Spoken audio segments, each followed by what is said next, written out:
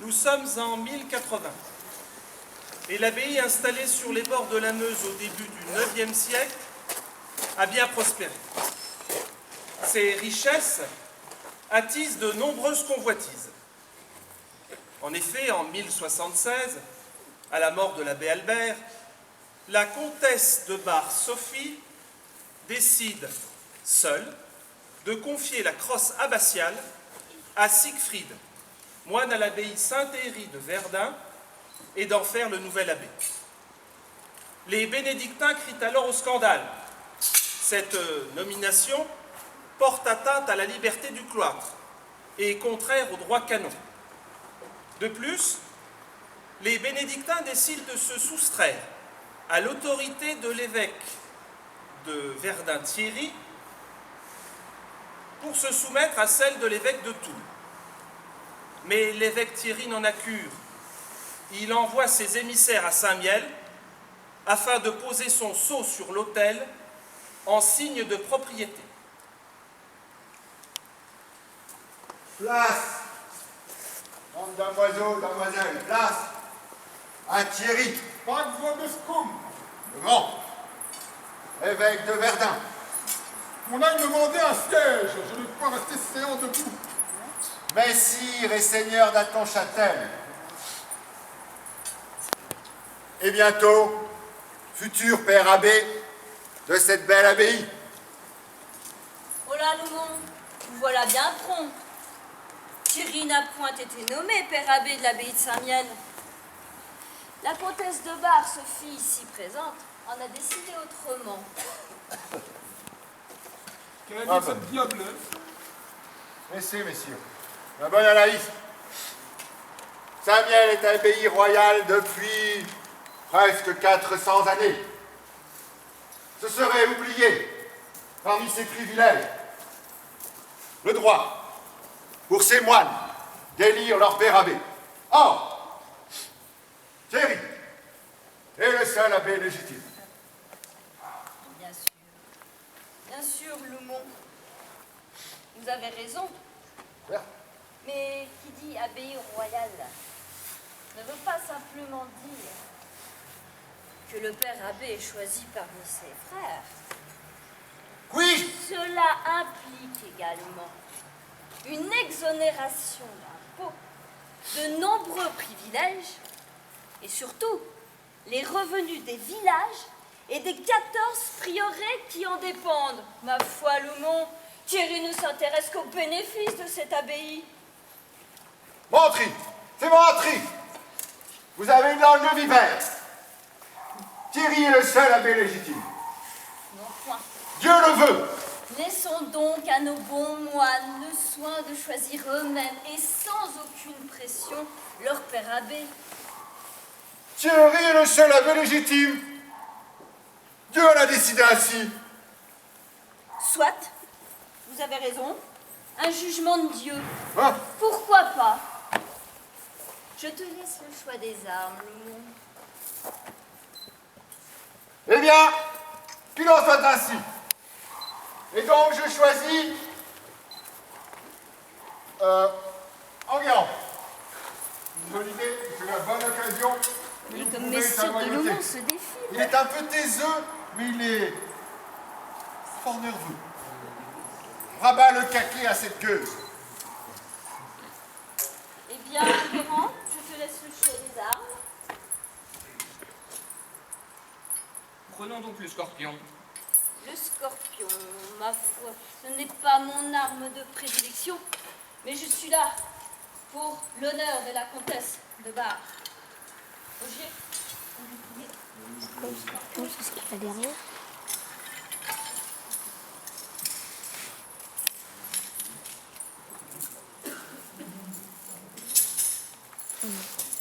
C'est des chaînes.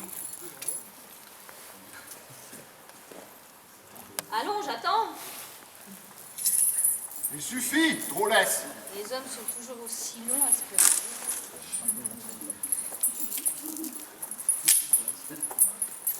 Allons, voir si votre chevalier vaut la peine. Ce qu'il vaut.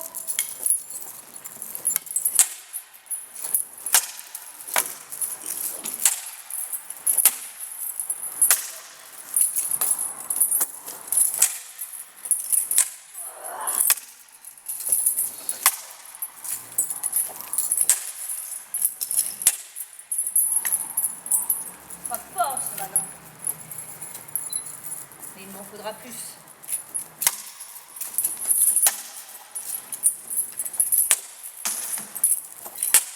Cette diablesse, c'est presque bon. C'est toi l'évêque.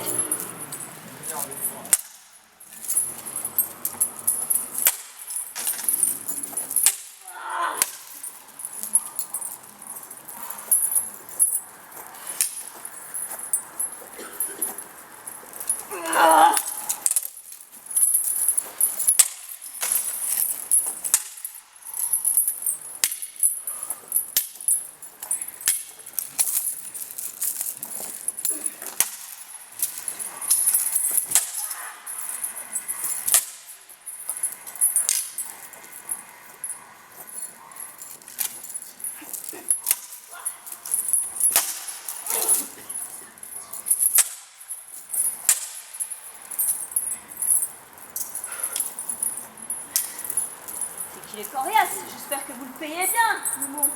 Ah, une cassette d'or. Encore un évêque qui puise dans la cassette des bons moines. Je tire l'évêque de Verre.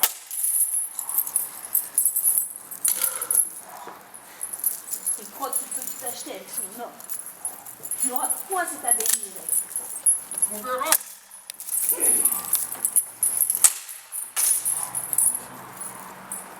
Saint-Michel veut en finir avec toi, tas de malin.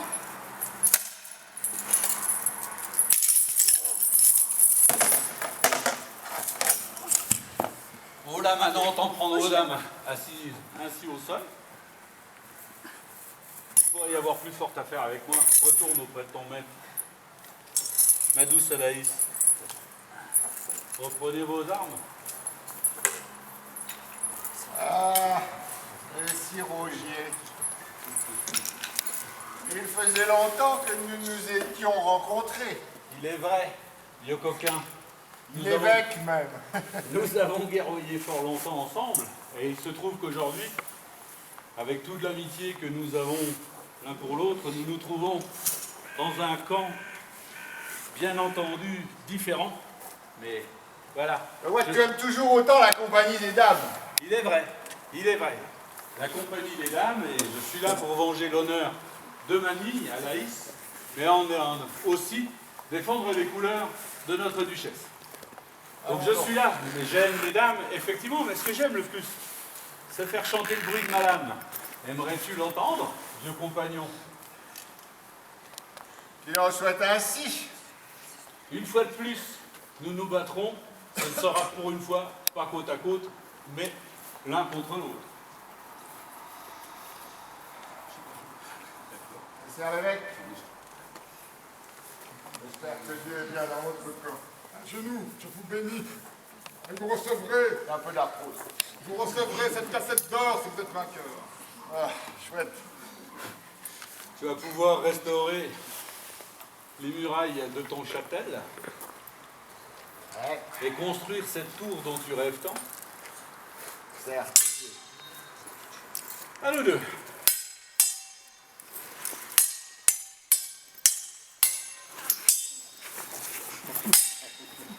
Ouh, Dieu gredin. Ta jupe te sied fort bien. Je vais demander de la raccourcir un peu. Attention, Moumon, gare à toi.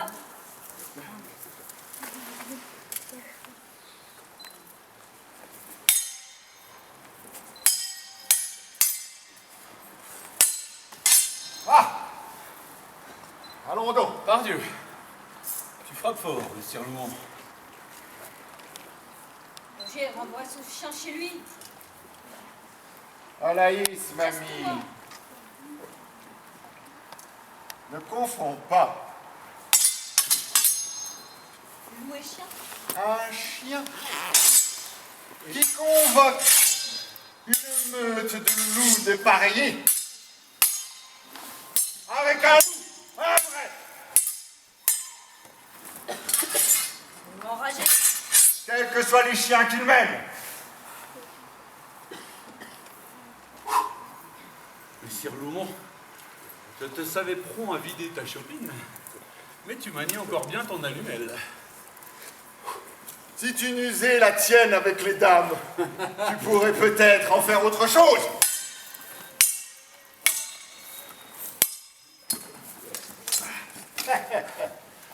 Joli coup, messire. Loumont! Loumont! Noël! Noël! Je te laisse la vie sauve, mon ami, Pour toutes ces ripailles que nous pour tous avons ces ripailles que nous fîmes. je t'en remercie grandement. Oh, mais je t'en Et prie. me retourne auprès des dames. Fais donc. Ah, Dis-moi, Loumont! messire, votre cassette, attends. Elle est bien combattu, donc je vous donne cette cassette d'or pour restaurer votre château. Oh, bon évêque. Pourquoi l'évêque de Toul, Pibon, que je représente ici, n'aurait-il pas, lui non plus, toute légitimité pour gouverner cette abbaye? Pardon. Je vous la garde au chaud. Maman. Que dis-tu, Louis? Peux-tu répéter? Pourquoi l'évêque de Toul, Pibon, que je représente ici, n'aurait-il pas, lui non plus, toute légitimité pour gouverner cette abbaye? Mais, Pibon, ce débonnaire! Allons donc. C'est impossible, Louis. Tu te moques. Je m'en vais me moquer de toi également. Ferrand! Ferrand! Oui, Morbleu. messire. Qu'y a-t-il? Que puis-je pour vous? En as-tu assez de ramasser du crottin dans mes écuries? Ah oui, messire, certes. Bien, Je suis un vrai chevalier aujourd'hui. certes. Essaye de mourir dignement en faisant la... Oui. Non, pardon, excuse-moi. Essaye de faire rendre gorge à messire Louis pour les plaisanteries qu'il me fit tantôt, qui me fait fort rire, hein, messire Louis, mais je ne puis les tolérer. Tout de suite, messire. Allons donc, allez, hop. Je me gausse. Ah, bon. Lui? Alors c'est lui, Louis, comte de Toul, C'est Louis, craint et redouté. c'est Louis. Avouez l'évêque Pibon. Je le reconnais. N'avez-vous point fait halte avec forte troupe d'armes en la Mesnie de Monseigneur avant le dernier carême? Lui vous a offert, à vous et à vos hommes, le gîte et l'hospitalité. Et le voilà qui se dresse contre ses intérêts. Je ne te connais point, Ferrand. Je n'ai pas pour habitude de perdre du temps avec des serviteurs. Perdre du temps avec des serviteurs. Mais quand j'en aurai fini avec vous, on racontera dans toutes les tavernes l'histoire du serviteur qui a rossé le comte de Toul. Je m'en vais te corriger prestement. Prestement, vous dites. Essayez donc.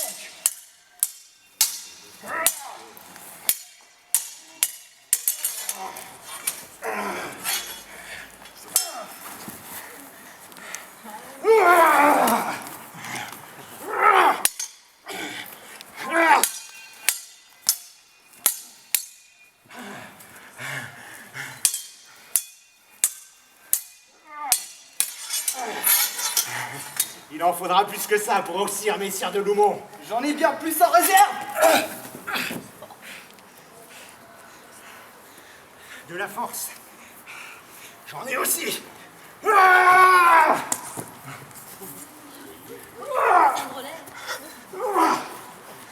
Mais viens donc, compte. Ah! Cesse de bouger. Ah! Où est-il passé? Ah!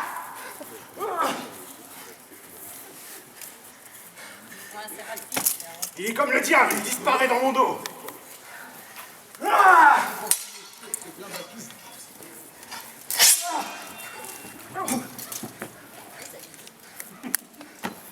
Est-ce que ce spectacle vous sied, mes seigneurs?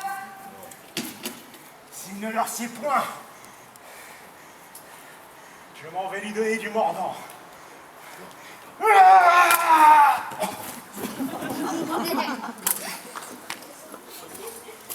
Assez! Mais qu'est-ce donc que ce drôle? Renvoyez-moi dans les écuries! Et il a forte proportion à... Monseigneur l'évêque indique que je suis un drôle et je suis bien là. Ah, tu l'as encore descendu dans ma cave! Il a vidé mes Ne pensez-vous point qu'il serait temps qu'on en finisse? Louis. Pour Monseigneur Pibon!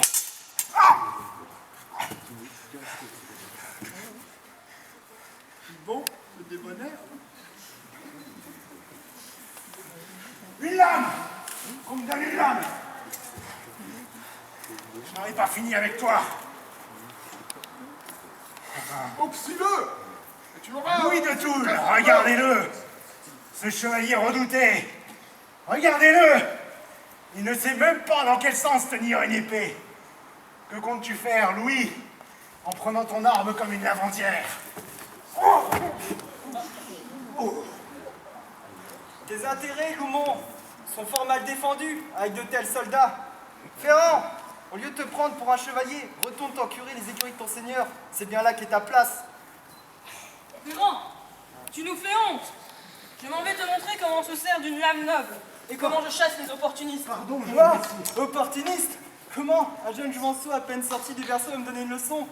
Je n'ai point de temps à faire avec tes enfantillages. Je t'envoie un adversaire à ta taille. Gabriel de Fiermont, pouvez-vous donner une bonne leçon à ce drôle, je vous prie? Contentez-vous de me payer et je couperai des têtes. Ça sera fait. Comme il se doit. Et c'est ça. Un adversaire. Pas plus haut qu'une pomme. Oh, il a un mieux, le petit.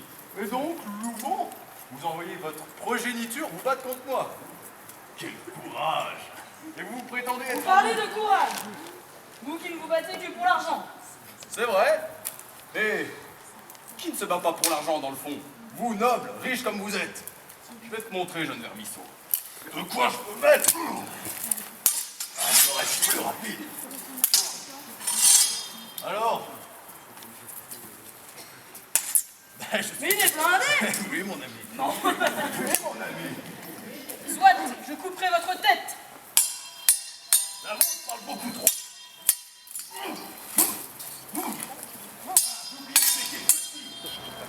Petit et rusé.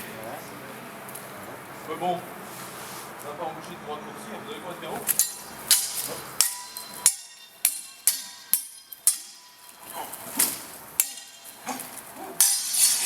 Alors c'est tout. Franchement, un gamin comme toi, j'ai pas besoin d'une épée pour t'écraser. De rien de plus qu'une gueule. Tout le temps autour d'un...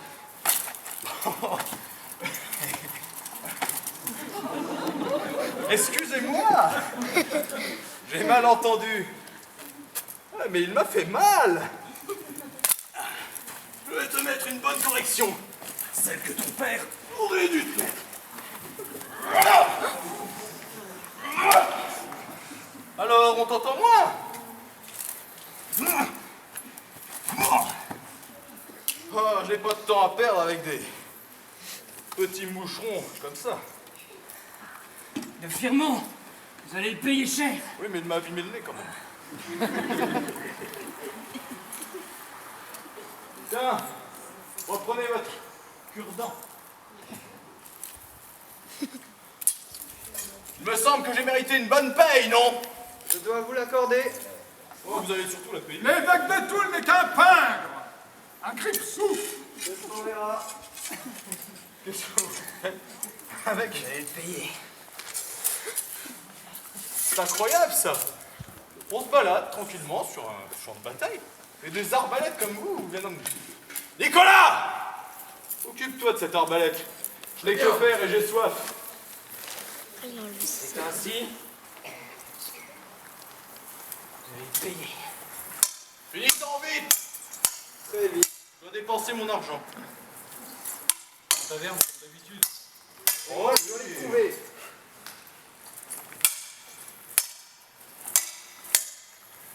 Je vais te taillader.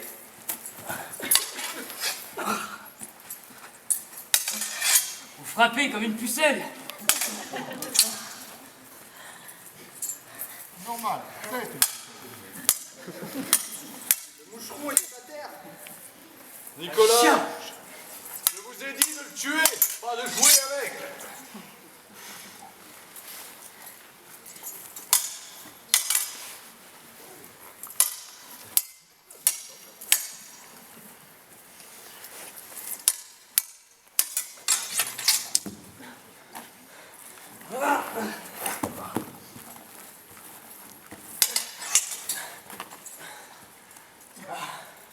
On fait moins le fier, hein. Non, Fiermont, mon ami, tel est notre nom. Vous en voulez encore? Il a intérêt. Si tu ne le tues pas, mon frère, je prendrai ta paye. Et ta femme. Je me rends. Très bien. Eh bien, je te laisse. Retourne auprès de ton maître. Mais qu'est-ce donc? Faut-il que je fasse tout moi-même ici? J'ai pas le droit de verser le sang des chrétiens, je vous sortirai! Bon. Tais-toi, Ned. Est-ce à votre garde? Une bande de jeunes louveteaux buvant encore au mamelles de leur nourrice? Vous n'avez pas mieux à me proposer? Les vrais guerriers. Pas des nobles. Enguerrand. Il me cuit d'entendre Mon frère, apportez-moi mon épée courte. insulter notre maître. Prends donc ta hache et rabats-lui son caquet. Pour lui fendre le crâne qu'on la fasse rouler à mes pieds! Je l'ai Tais-toi, l'évêque. J'arrive, mon ami.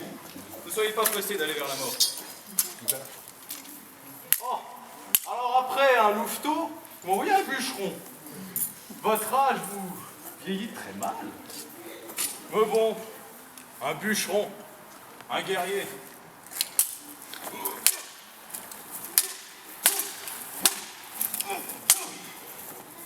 Ta hache est là pour faire bon?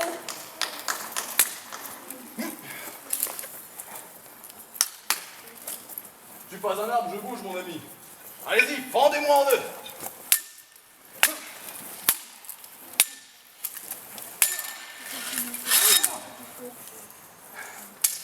Il n'a pas que de la jactance, notre Fiermont. Eh non, messire. Mais j'aurai beaucoup d'or après. Tiens. Je vais essayer ton... jouet. Regarde!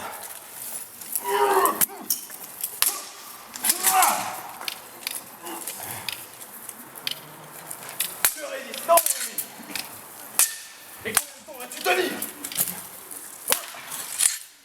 Tu es muet, hein? J'entends pas le moindre mot. Vas-y, et chante ta âme. Moi, je suis bavard comme je sais pas trop quoi. Comme un merle. Oh, Une lavandière. c'est de la camelote. Comme le château, d'ailleurs. Battez-vous comme un homme. Comme un homme, j'ai dit. Allez, venez. Réglons ça.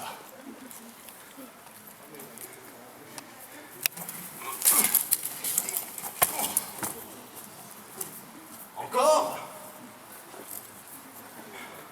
J'ai plus de respect pour vous que votre pitoyable seigneur. Venez donc affronter un vrai loup. Le loup noir. Un louveteau, à peine sorti de la printanière. Peut-être, mais il tape fort. Proposez-vous ici? Je propose qu'on brûle cette abbaye! Comme ça ne laissera personne! Et qu'il ne reste point pierre sur terre! Pardon, j'entends mal.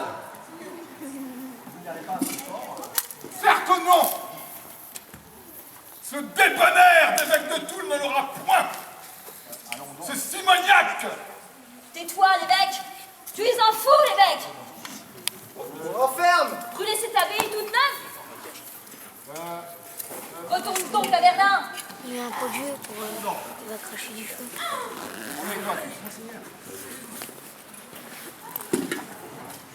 Messire. Ardenne! Brûlez tout! Qui ne reste pas pierre sur pierre! Et si là, le démon, il crache le feu! Je te prends pour un dragon. Quel spécialiste la vous fait-il? Certes, je vois bien! Qu'ils rôtissent tous en enfer! Vous le premier! Je pensais que les loups avaient peur du feu. Messire de Loumont, va-t'en, toi et ta garde.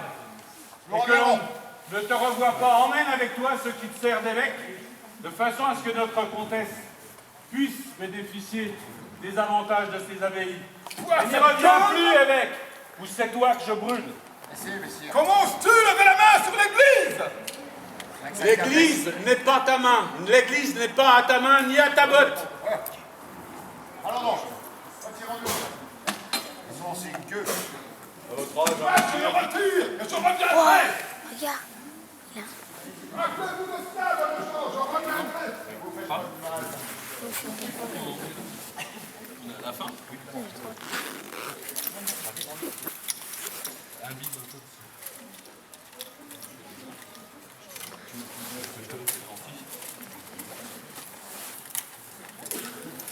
Mamie, vous voulez bien mettre mon ventre là?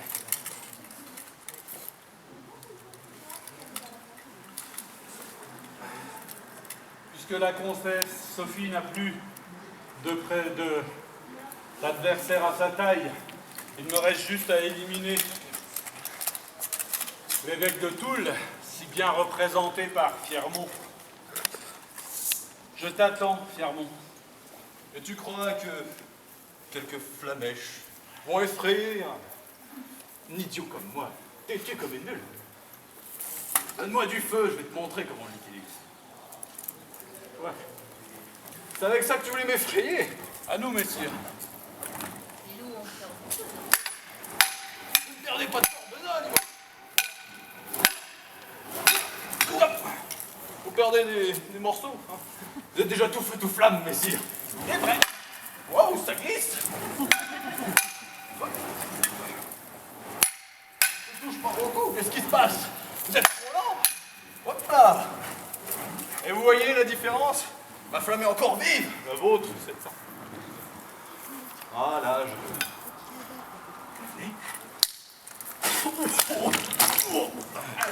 Hey, n'oubliez pas. attention à vous, En veux-tu assez?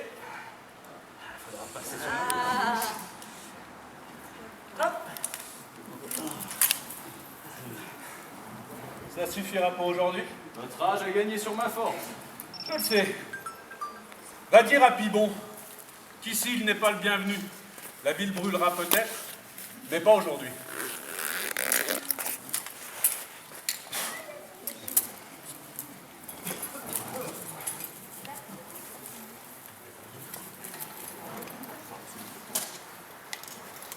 Et c'est ainsi que l'abbaye et le village qui s'était développé tout autour furent ravagés par les flammes. Et pour sauver leur vie, les bénédictins durent fuir dans les différents prieurés appartenant à l'abbaye. Après ces regrettables incidents, la comtesse de Bar-Sophie fit construire sur les hauteurs du village, vers 1090, un château dans lequel elle installa son fils Renaud, ainsi que quelques hommes d'armes, afin de protéger l'abbaye. Et ce fut finalement Ornatus, moine à l'abbaye Saint-Héry de Verdun, qui fut nommé abbé de Saint-Miel en 1093.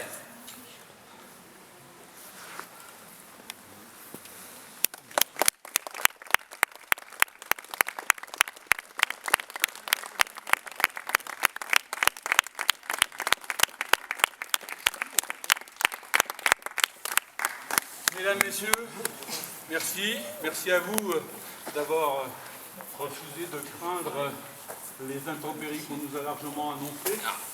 Il me revient l'énorme avantage de vous présenter mes compagnons. Notre groupe est Saint-Mielois. Il a 3 ans. Il est fort peu sérieux puisqu'il se veut l'hoste du lapin noir. Qui d'autre qu'une bande de fous aurait aimé prétendre avoir un animal aussi peureux et aussi si peu sanguinaire qu'un lapin? Nous avons fait ce pari-là. Notre envie est de vous divertir, donc on espère que ça a été le cas, et de revenir un petit peu partout en Meuse pour partager notre passion du Moyen-Âge, une passion qui est à la fois historique, mais aussi une passion pour le théâtre, puisqu'on a aussi envie nous-mêmes de nous amuser en vous divertissant. Face à vous, Hubert de la Voix du Loup.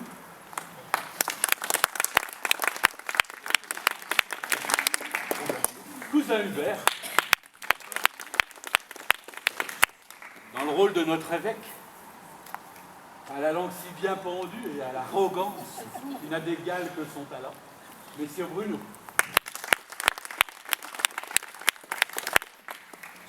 Voilà, un de nos très très jeunes combattants, mais la valeur atteint pas le nombre des années, Gavin.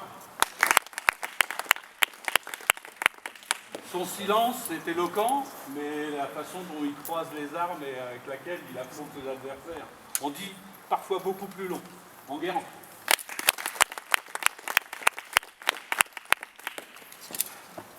Messire Ferrand, que dire de Messire Ferrand? L'homme à tout faire, celui qui pense les choses, celui qui nettoie les écuries, celui qui prend les mauvais coups, celui qui prend les injures, les coups de botte aux fesses de son terrible maître et de son non moins terrible fils. Voilà, Messire Ferrand. S'il devait n'y avoir qu'un loup en Meuse, ce serait lui. Il combat avec la férocité et un calme qui n'est pas non fin, il est comme ça, Amaury.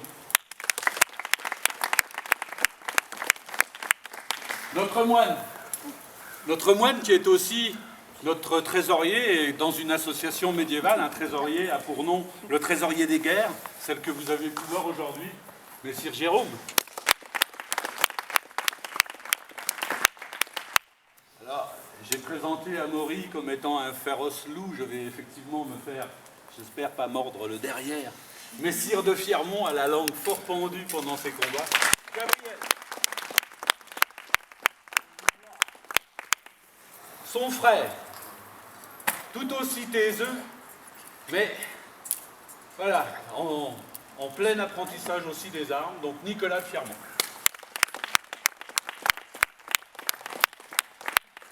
Il a été aujourd'hui le représentant de l'évêque de Toul, mais il est lui-même comte de Toul, Messire Louis de Toul. Notre comtesse Sophie.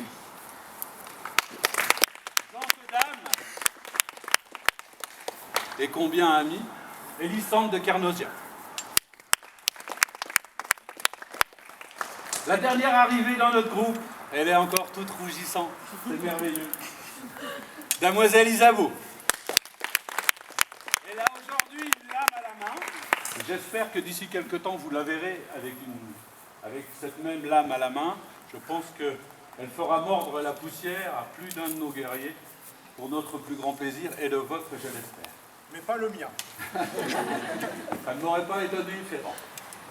Ma douce amie, la grande prêtresse de l'Ost du Lapin Noir, celle qui a pris en charge les combats, ce scénario aujourd'hui, est la maîtresse d'armes de notre groupe, Mademoiselle Alaïs.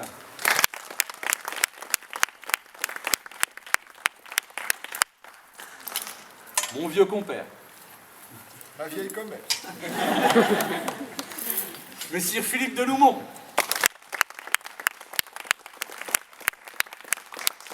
Sans oublier deux dames qui ont, par pudeur, choisi de ne pas nous rejoindre, mais qui nous accompagnent avec toujours autant de plaisir. Voilà, Madame de Loumont. Et la jeune épousée de notre bon Ferrand. Ils se sont mariés cette semaine. Vaccés cette semaine.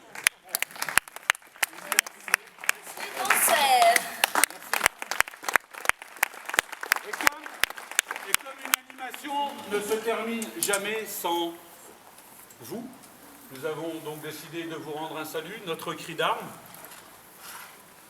Pour l'Ost du Lapin Noir.